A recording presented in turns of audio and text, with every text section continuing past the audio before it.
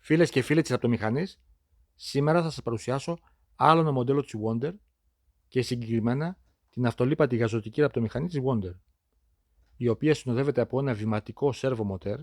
Όπως σας έχω εξηγήσει και σε προηγούμενο μου βίντεο, το σέρβο μοτέρ προσφέρει εξοικονόμηση ενέργειας από 70 έως 90%, πλήρη απουσία θορύβου και δόνησης και ρύθμιση στροφών έτσι ώστε να έχω την επιθυμητή ταχύτητα αραφής. Βλέπουμε το πάγκο.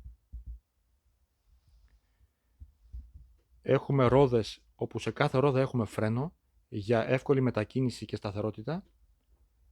Έχουμε θήκη μασουριών και αξεσουάρ ραπτικής.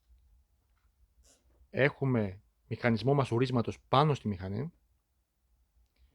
Και πάμε να ανοίξουμε τη μηχανή από το διακόπτη εδώ.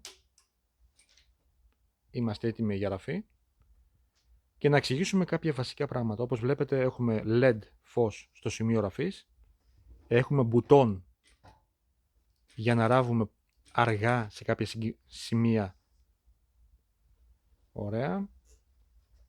Έχουμε το διακόπτη μπρος πίσω, το στερεώμα δηλαδή, κατά τη ραφή αυτό εδώ.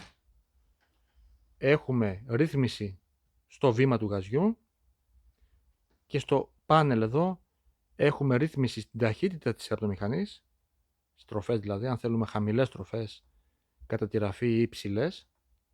Έχουμε μπουτόν το οποίο ρυθμίζει αν θέλουμε η βελόνα όταν σταματήσουμε τη ραφή να είναι μέσα στο ύφασμα ή έξω.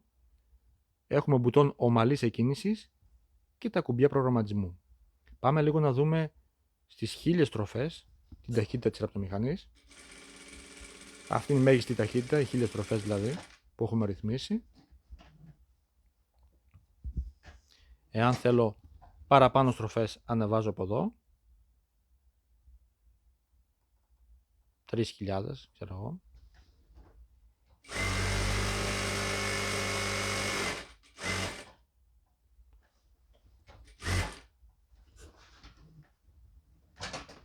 Να δούμε και τη ραφή.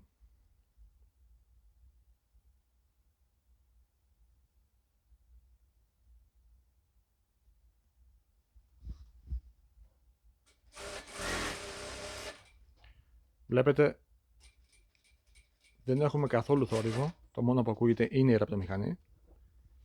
Αυτή είναι η Wonder.